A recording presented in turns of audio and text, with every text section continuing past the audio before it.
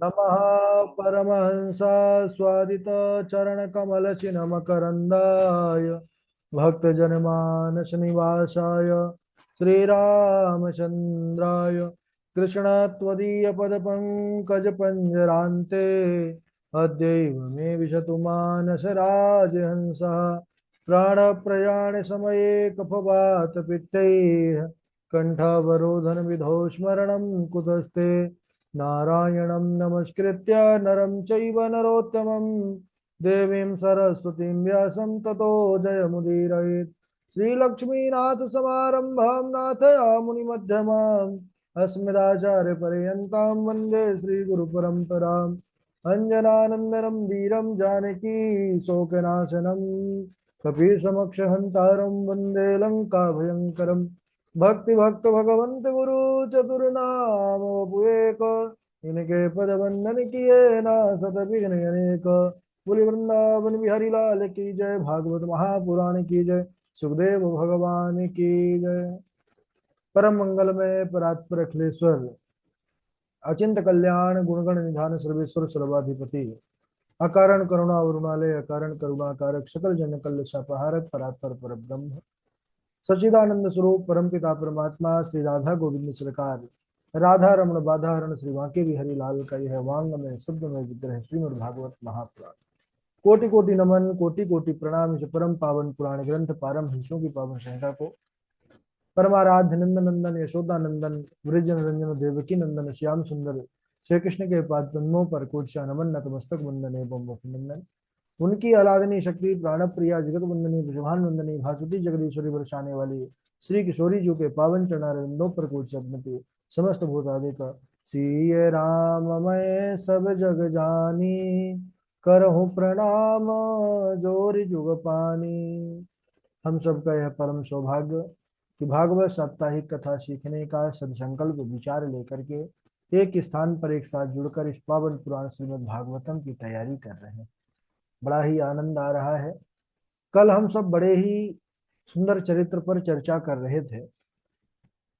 किस प्रकार भरी सभा में जब द्रौपदी की लज्जा लूटने का प्रयास किया दुष्ट कौरवों ने, तो किस प्रकार भगवान श्री कृष्ण द्रौपदी की लज्जा की रक्षा करते हैं।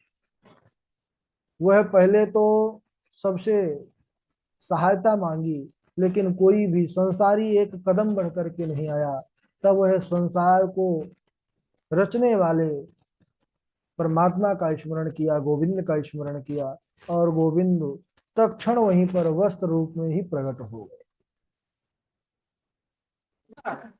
और कहते हैं कि 10,000 हाथियों का बल था दुशासन की भुजाओं में। वह भी थक गया, विचार करने लग गया, साड़ी बीच नारी है कि नारी बीच साड़ी है, कि साड़ी की ही नारी है कि नारी की ही साड़ी। कहा करे बैरी प्रबल जो सहाय यदुवीर 10,000 गज बल थक्यो घट्यो न 10 गज चीर। तो सज्जनों, कहते हैं ना कि जिसका रक्षक परमात्मा होता है, संसार उसका कुछ नहीं बिगाड़ सकता, चाहे वह पूरा जग ही बैरी क्यों ना हो जाए।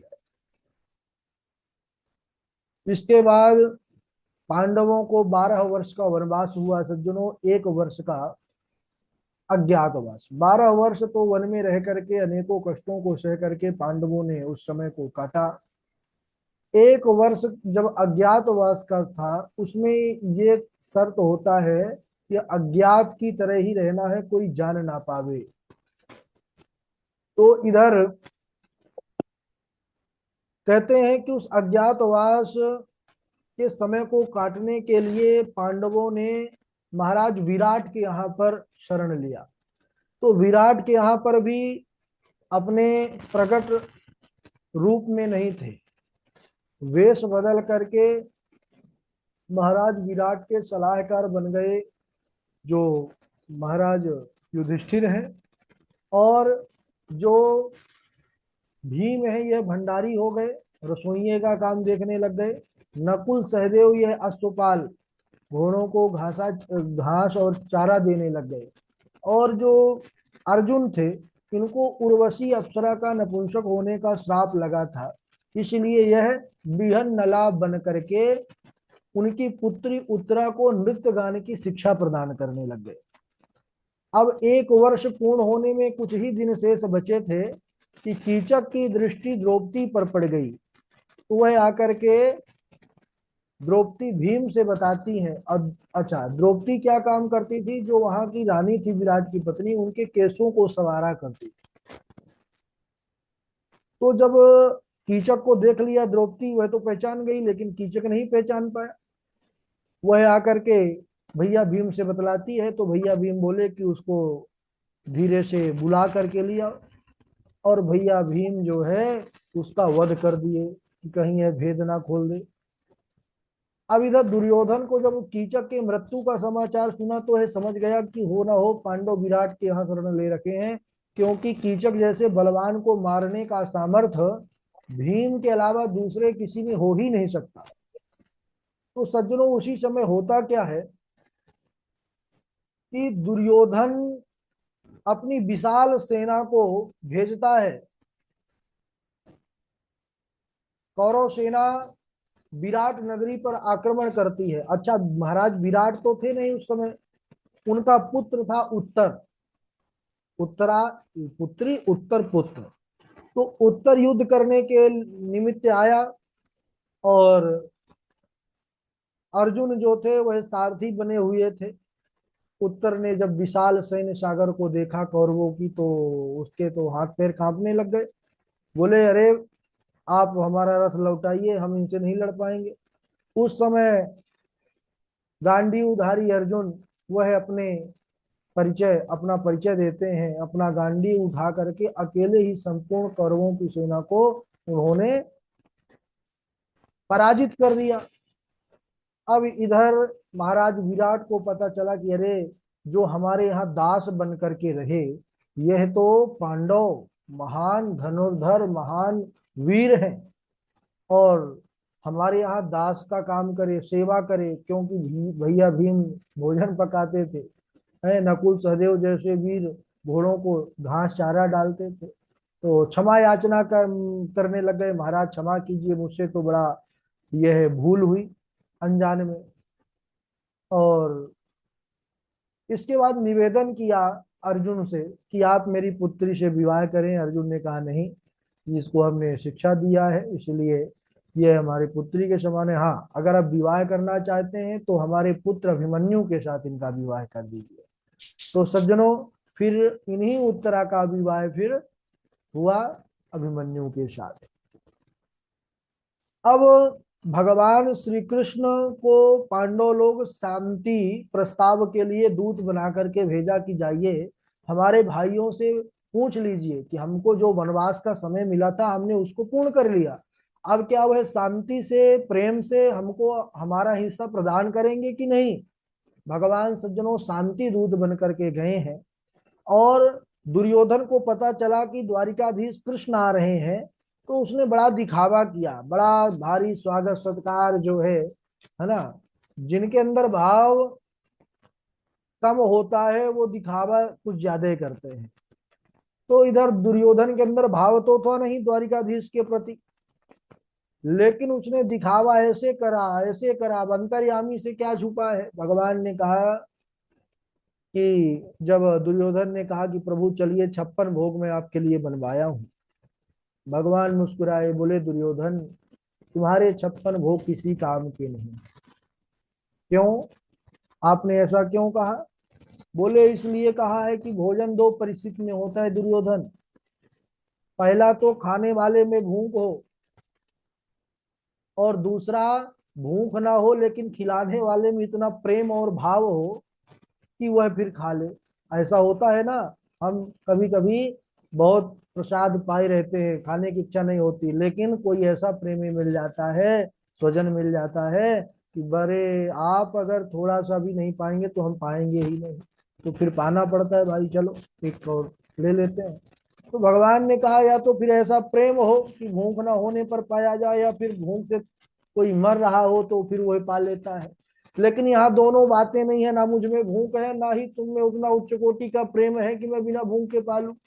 और वहीं पर काका विदुर खड़े थे। भगवान ने कहा वैसे तो आज मेरा पहले से ही निश्चित है, काका विदुर के घर मेरा भोजन है। आहा, काका विदुर वह तो बड़े भक्त थे भगवान के, बड़े प्रसन्न हुए, भागे भागे घर गए हैं कि जाऊं, आज द्वारिकाधीश आए हैं, आएंगे, मेरे प्रभु आएंगे, उनके लिए तैयारी करने लग गए सज्जन। इधर भगवान श्री कृष्ण अब जिस कारण से आए, जिस हेतु से आए, उस हेतु से परिचय करा रहे हैं। कह रहे हैं कि देखो मैं शांति दूत बन करके आया हूं, तुम लोग पांडवों को उनका राज्य नहीं दे सकते हो, उनका पूरा राज्य, तो ऐसा करो उनको मात्र 5 गांव दे दो, वो बड़े संतोषी हैं, एक एक गांव में उनका गुजारा हो जाएगा। इतना सुनते ही दुर्योधन प्रसन्न हुआ। अरे मात्र 5 गांव दे दिए जाए, इनके 5 गांव। तब तक उनके मामा जी आ गए। ओहो, बड़े प्रिय मामा जी, शकुनी मामा है। हाँ, इन्हीं शकुनी के पासों में क्षय आता था, और पांडव लोग जो है तो हार गए थे, क्योंकि ये छल जानता था। शकुनी आया, छल भरी बातों से फंसाते हुए कहने लगा, अरे भांजे, तुम्हारी मति मारी गई है, ये छलिया है, तुम इनको नहीं जानते हो, कब से छल रहे हैं, कितनों को छला है, अब तुम्हारी बारी है।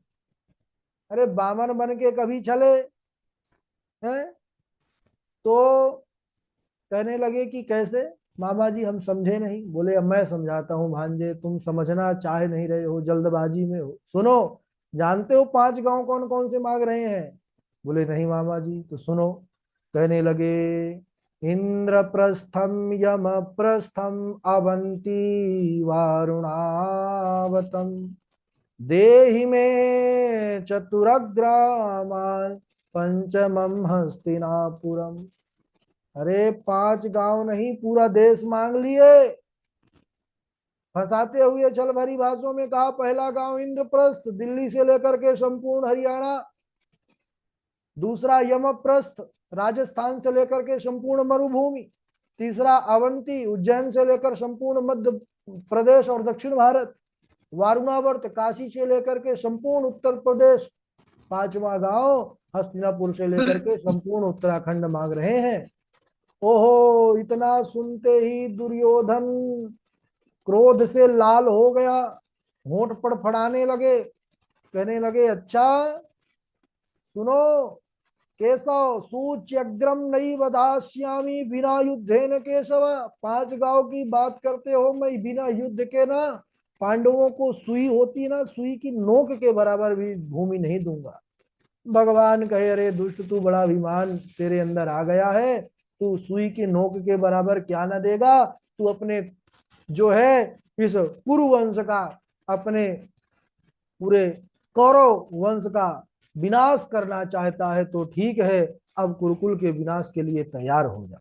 भगवान ने सावधान किया, लेकिन दुर्योधन तो भगवान को कुछ समझ ही नहीं रहा था। अरे बोले, ये गांव का ग्वाला हमारे राज्य में खड़े होकर के हमको ही धमकी दे रहा है, सैनिकों बंदी बना लो। सैनिक दौड़े हैं, भगवान ने अपना, भगवान का विराट स्वरूप है, भगवान ने अपना वह विशाल तेज प्रकट किया है। सारे जितने भी वहां पर खड़े थे सैनिक लोग दौड़े पकड़ने के लिए, सबकी आंखें चकाचौंध हो गई, सबका शरीर जलने लग गया। अरे भगवान ने दर्शन कराया, लेकिन कोई दर्शन भी नहीं कर पाए, सब डर करके भाग गए। अब इधर भगवान बड़े प्रेम से काका विदुर के घर आए हैं। काका तो घर में थे नहीं, हाट बाजार गए थे भगवान के लिए लड्डू पेड़ा लेने के लिए सज्जनों। लेकिन काकी थी, काकी से बता गए थे कि आने वाले हैं प्रभु, तो वह तब से प्रभु का ही बाट देख रही हैं। तब तक भगवान ने आवाज लगाया, काकी मैं आ गया। ओहो, इतना सुनते ही काकी तो भाव विह्वल हो गई सज्जनों। आसन पहले से बिछा करके रखी थी, मेरे ठाकुर आएंगे इसी में बिठाऊंगी। भगवान आए, और काकी, कभी कभी भाव जब प्रधान हो जाता है ना, तो फिर क्रिया पीछे पड़ जाती है। जो आसन बिछा था, आसन उठाने लग गई। काकी कहने लगी कि बैठिए प्रभु, ये बड़ा सुंदर आसन मैं आपके लिए बिछा करके रखी हूँ, बैठिए, और आसन उठा रही है। अब भगवान तो भाव के प्रधान है, भगवान भावेश कहा गया है इनको, भाव देखते हैं। अच्छा, लौकिक दृष्टि में संसारियों के लिए आसन उठ गया है, लेकिन भगवान ने देखा कि काकी तो अब आसन बिछाई है, पहले वाला आसन तो था ही नहीं, और भगवान जमीन पर बैठ गए। बोले काकी बड़ा सुंदर आसन है, बड़ा आनंद आया। अरे प्रभु इतना ही नहीं, अभी मैं आपके लिए फल लाती हूँ। केले के फल लाई है, कदली फल जिसको कहते हैं, कदली फल लाई है। और काकी कदली फल ला करके प्रभु को खिलाने लगी। लेकिन भाव ऐसा, भगवान के प्रेम में ऐसी विह्वल हो गई है कि वह यह भी भूल गई कि कदली फल का जो अंदर का पदार्थ है खाने योग्य, वह फेंक रही है छिलका समझ करके, और छिलका पकड़ा रही है। लो प्रभु मैं छिलका फेंक दी हूँ, ये लो आपको मेहनत ना करना पड़े। भगवान छिलके ही पा रहे हैं। वाह, बोले काकी बड़ा स्वादिष्ट और मधुर फल है। और भगवान ने वह जितने भी कदली फल के छिलके थे सब पा लिया। जब अंतिम छिलका बचा था तब तक काका आ गए, विदुर आ गए, दूर से देखे, अरे विदुरानी से कहने लगे तू एकदम बावली हो गई है, द्वारिकाधीश को छिलका खिला रही है। ओहो प्रभु, मेरी तो मति मारी गई, ये बूढ़ी आंखें कुछ दिखता है नहीं। अब वह भगवान से क्षमा याचना मांगे हैं, फिर सुंदर भोजन प्रसाद, लड्डू पेड़ा जो बाजार से लाए थे सब दिए। भगवान ने प्रेम से पाया, क्योंकि विदुर जी का भी भाव श्रेष्ठ था। लेकिन पाने के बाद बस एक बात निवेदन किया कि काका एक बात कहूं। भगवान बोले, काका ने कहा बिल्कुल प्रभु। बोले कि जो स्वाद काकी के उन केले के छिलकों में था वह मुझे इस लड्डू पेड़ा और व्यंजन से नहीं मिला। इतना सुनते ही विदुर जी के नेत्रों से जल की धारा चल पड़ी। बोले वाह प्रभु, आप केवल भाव देखते हैं भक्त का, और विदुरानी का वह श्रेष्ठ भाव था। उन्होंने कहा हाँ विदुर, भाव का भूखा हूं मैं, भाव ही एक सार है, भाव से भजे जो सदा उसी का बेड़ा पार है। अन्न धन और वस्त्र भूषण कुछ न मुझको चाहिए, आप हो जाए मेरा बश पूर्ण यह सत्कार है। और क्या सबसे बड़ी बात, भाव बिन सब कुछ भी दे तो मैं उसे लेता नहीं, भाव से एक पुष्प भी दे तो वो मुझे स्वीकार है। भगवान केवल भाव के भूखे हैं सज्जनों। हम क्या दे सकते हैं, जिनकी संकल्प से करोड़ ब्रह्मांड बनने वाले हैं, भ्रकुटी टेढ़ी करने मात्र से करोड़ों ब्रह्मांडों का विसर्जन होने वाला है। और बस भाव, भक्तों का तो यही भाव होता है कि जो देता भी है तो यही कह के देता है, तेरा तुझको अर्पण क्या लागे मेरा। तो प्रभु आपका है, आपको ही अर्पण है। लेकिन हम सब 5 रुपए चढ़ा देते हैं ठाकुर जी के कथा में, ऐसे धार्मिक क्षेत्र में, तो फिर बोलेंगे जो वहां के व्यवस्थापक रहेंगे कि भाई हमारा भी नाम बोल दिया जाए। सबकी बात नहीं है, कुछ बिरले भक्त होते हैं जो इस महत्व को जानते हैं। भगवान बड़े प्रसन्न हुए हैं, काका विदुर और विदुरानी को अपनी निष्काम भक्ति प्रदान किए हैं सज्जनों। और इसके बाद विराट के यहाँ पर भगवान चले आए हैं। भगवान के चले जाने पर महाराज धृतराष्ट्र विदुर जी को यहाँ पर मंत्रणा के लिए बुलवाए हैं कि क्या किया जाए भाई, धमकी मिली है कि अब विनाश के लिए तैयार हो जाइए, युद्ध होगा। तो विदुर जी यहाँ पर बड़ा सुंदर उपदेश देते हैं। आपने खूब सुना होगा, नीति कही हुई है ना। तो उन नीतियों में एक विदुर नीति भी प्रसिद्ध है। तो विदुर जी ने बड़ा सुंदर उपदेश दिया है महाराज धृतराष्ट्र को। यद्यपि वह उपदेश के बाद इनको त्याग दिया जाता है, इनका तिरस्कार किया जाता है, क्योंकि यह दुष्ट है ना। साधु संत सत्पुरुष को दुष्टों के यहाँ कभी भी सम्मान नहीं मिला है। लेकिन इसके बाद वह भगवान के सुंदर तीर्थों पर भ्रमण किए हैं, यह तो उनके जीवन का परम लाभ। और आज यहीं तक समय भी हो चुका है, इसके आगे हम अगले दिवस श्रवण करेंगे। बारी बारी से श्लोक, सबसे पहले श्लोक सुनाएंगे हमारे झा जी, झा जी के बाद वाजपेयी जी, उनके बाद कृष्णा संजय जी, माही दीक्षित जी, प्रशांत पांडे जी, नीरज मिश्रा जी, संतोष मिश्रा जी, आचार्य दीपक जी। आचार्य दीपक जी बहुत दिनों बाद जुड़े हैं, एडमिशन हुआ है, लगता है आज पहले दिन जुड़े हैं। प्रतिदिन जुड़िए भैया अगर तैयारी करना है तो। आशु कश्यप जी, उमंग शुक्ला जी, वैष्णवी तिवारी जी, और जय द्विवेदी जी, हर्षिता जी, नीरज द्विवेदी जी, नरोत्तम जी, है ना। चलिए, जिनका नाम नहीं ले पाए बाद में लेंगे। झा जी शुरुआत करेंगे। राधे राधे गुरु जी। हाँ, राधे राधे। अत्र सर्गो विसर्गश्च अस्थानं पोषणमुत्तय मन्वन्तरे सानुकथा निरोधो मुक्तिराश्रय अकामः सर्वकामो वा मोक्षकाम उदारधे तीव्रेण भक्तियोगेन यजेत पुरुषं परम् कस्तूरीतिलकं ललाटपटले वक्षस्थले कौस्तुभम् नासाग्रे वरमौक्तिकं करतले वेणुः करे कङ्कणम् सर्वाङ्गे हरिचन्दनं सुललितं कण्ठे च मुक्तावली गोपस्त्रीपरिवेष्टितो विजयते गोपालचूडामणि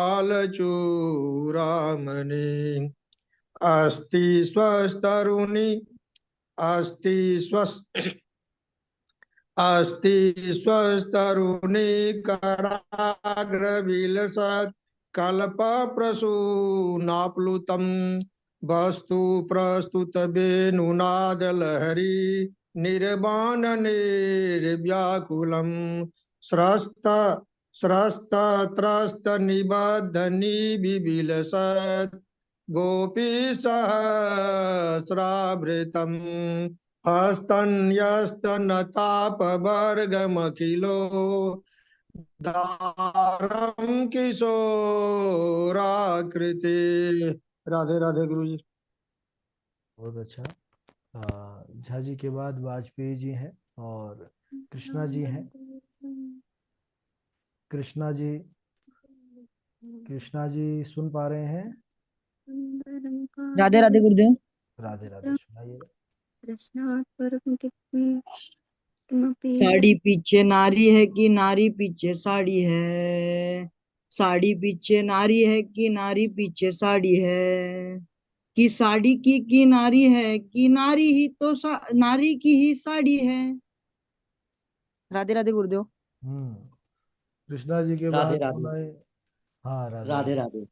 जी, वाजपेयी। अहमे वास्मे वाग्रे नान्यदे यत् सदसत्परम् पश्चादाहं यदेतच्च यो शिष्येषोऽस्म्यहम् रीतेर्थ यत् प्रीयतेत् न प्रीयेत चात्मनि तद्विद्यादात्मनो मायां यथा भासो यथा तमा। राधे राधे। हम्म। ठीक है, इनके बाद सुनाए संतोष राधे जी। राधे गुरु जी। हाँ, प्रशांत पांडे जी सुना दीजिए। नमः परस्मै पुरुषाय भूयसे सदुद्भवस्था निरोध लीलया गृहात् शक्ति त्रितयाय देहिनामन्त भरवानुपलक्ष्य वर्तमने। राधे राधे गुरु जी। ठीक है, गृहीत शक्ति तृतीयाय देहिना मंत्र भवायन उपलक्ष्य वर्तमान। ठीक है। प्रकाश शर्मा जी सुनाएंगे। प्रकाश जी, प्रकाश शर्मा जी, संतोष मिश्र जी। जी गुरु जी। राधे राधे राधे। जी। राधे राधे गुरु जी। यत्फलं नास्ति तपसा न योगेन समाधिना तत्फलं लभते सम्यक् कलौ केशवकीर्तिना अहमेवास्मेवाग्रे नान्याद् सत्सत्परम् पश्चादहं यदेतच्च यो विशिष्येत सोऽस्म्यहम् द्वितीयार्थं यत् प्रतीयेत न प्रतीयेत चात्मनि सविदादात् मनो मायां यथा भासो यथा तमः यथा महन्ति भूतानि भूतेषु चापतेष्वनु प्रविष्टानि प्रविष्टानि तथा तेषु न तेष्वहम्।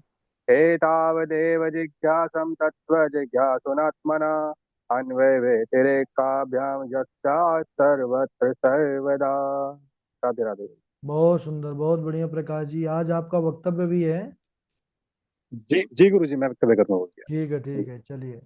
और देखिए, आचार्य दीपक जी, प्रकाश जी हैं, संतोष जी हैं, नीरज मिश्रा जी हैं, कृष्णा जी हैं, है ना, ये सब आपके साथ माही हैं। लेकिन ये लोग नियमित जुड़ते हैं, आप ही नहीं जुड़ते हैं। आप जुड़ा करिए डेली, ठीक है। क्षमा क्षमा करें गुरु जी, कुछ ऐसा जीवन में कुछ ऐसा मोड़ आ गया, अब क्या बाद में चर्चा करेंगे हम। चलिए ठीक है, कोई बात नहीं, कर लीजिएगा। संतोष जी, आप सुनाइए। राधे राधे गुरु जी। राधे राधे। लंबोदरम परम सुंदरमेकदंतम पीतांबरम त्रिनयनम परमं पवित्रम उद्यद्दिवाकरनिभोज्ज्वलकान्तिकान्तं विघ्नेश्वरं सकलविघ्नहरं नमामि। कृष्णत्वदीयपदपङ्कजपञ्जरान्ते अद्यो मे विशतु मानसराजहंस प्राणप्रयाणसमये कफवातपित्ते कंठावरोधनविधौ स्मरणं कुतस्ते। राधे राधे गुरु जी। हाँ, राधे राधे। राधे राधे गुरु जी। हाँ जी, हर्षिता जी।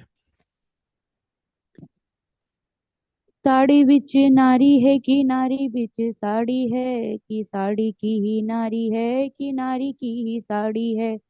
कहाँ करे बेरी प्रबल जो सहाय यदुवीर।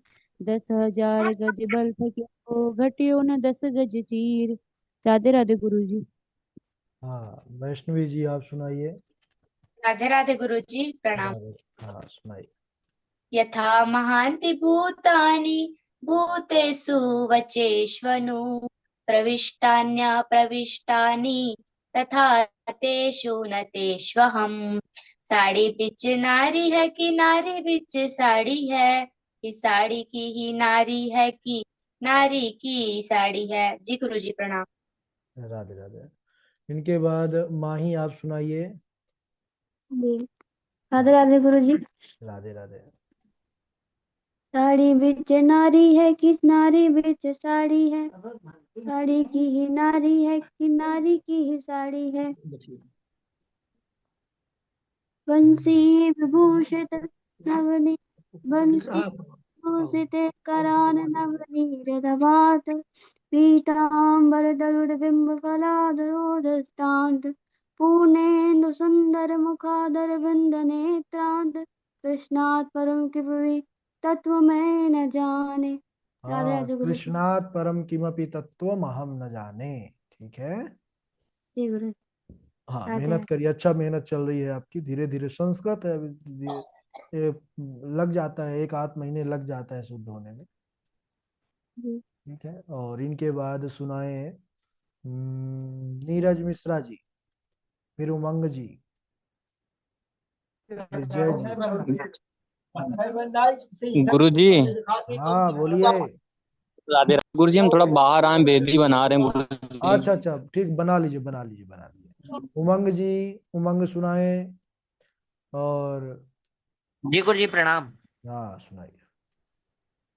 साड़ी बिच नारी है कि नारी बिच साड़ी है कि साड़ी की ही नारी है कि नारी की ही साड़ी है। कहाँ करे बेरी प्रबल जो सहाय दुवीर। 10,000 गज बल थक्यो घटियो ना 10 गज चीर। जी गुरु जी। हम्म। और कौन नहीं सुनाए, सुना दीजिए गुरु जी राधे राधे। हाँ, सुनाइए नरोत्तम जी। यत्कीर्तनं यत्स्मरणं यदीक्षणं यद्वन्दनं यत्श्रवणं यदर्हणं लोकस्य सद्यो विधुनोति कल्मषम् तस्मै सुभद्रा श्रवसे नमो नमः। अहमेवासमेवाग्रे नान्यद् यद् सत् सत् परम् पश्चादहं यदेतच्च योगशिष्येत सौम्यहम् यथा महान्ति भूतानि भूतेषु चावचयेष्वनु प्रविष्ट्यान्यप्रविष्टानि यत्तथा तेषु न ते स्वहम्। राधे राधे गुरु जी। हाँ, राधे राधे। और इनके बाद अभी कौन है? राधे राधे गुरुजी। चरण स्पर्श। हाँ जय द्विवेदी जी, सुनाइए। साड़ी बिचे नारी है कि नारी बिचे साड़ी है कि साड़ी ही की नारी है कि नारी ही की साड़ी है। कहा करे बेरी प्रबल जो सहाय यदुवीर 10,000 गज बल थक्यो घट्यो न 10 गज चीर। सुनेरी मैंने निर्बल के बलराम सुनेरी मैंने निर्बल के बलराम। दुशासन की भुजा थकित भई बसन रूप भय श्याम। सुनेरी मैंने निर्बल के बलराम सुनेरी मैंने निर्बल के बलराम। अप बल तप बल और बाहुबल अप बल तप बल और बाहुबल चौथा है बलदाम। सुनेरी मैंने निर्बल के बलराम सुनेरी मैंने निर्बल के बलराम। सूर किशोर कृपाते सब बल सूर और कृपाते सब बल हारे को हरि नाम। सुनेरी मैंने निर्बल के बलराम सुनेरी मैंने निर्बल के बलराम। राधे राधे गुरु जी, प्रणाम। हाँ ठीक है।